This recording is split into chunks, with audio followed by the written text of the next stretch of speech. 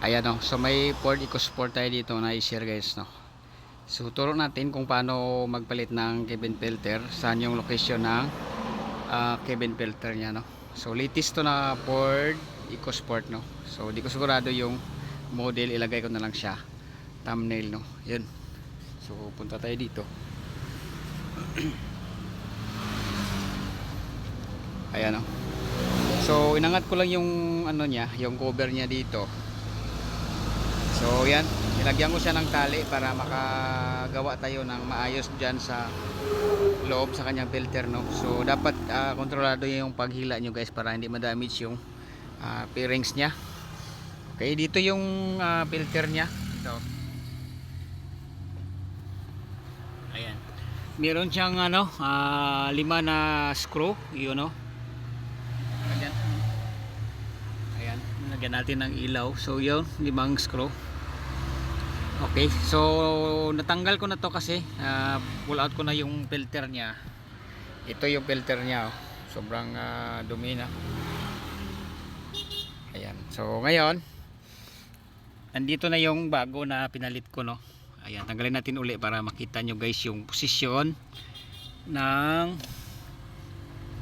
evaporator at saka filter no. Tanggalin natin. So yan. Okay, so ayan yung posisyon ng filter guys no. So tapos bunutin nyo lang. So mabunot lang to. Ayan no. So nilagay ko na yung bago na pinalit natin. So simple lang naman no. And after nyo magpalit, ano lang yan, hugot-hugot lang yung ano, filter nya. Tapos balik nyo lang dito yung cover. Ayan. Okay. Tapos ito mga screw.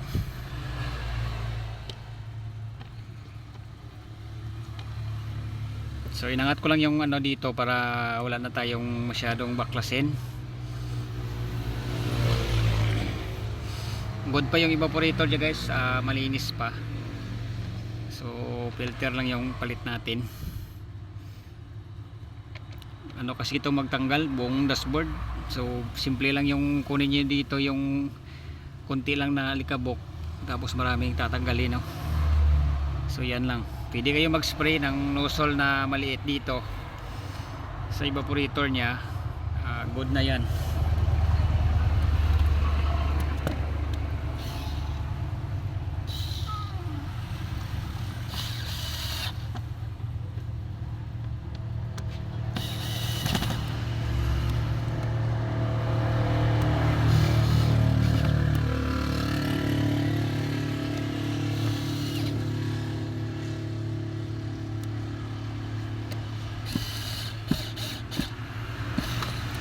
Yan, ganoon na kadali. Ito yung ducting nya.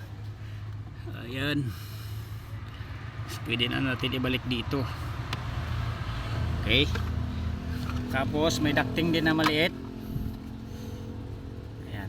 Suksok nyo lang dito guys. Oh. Ingat natin.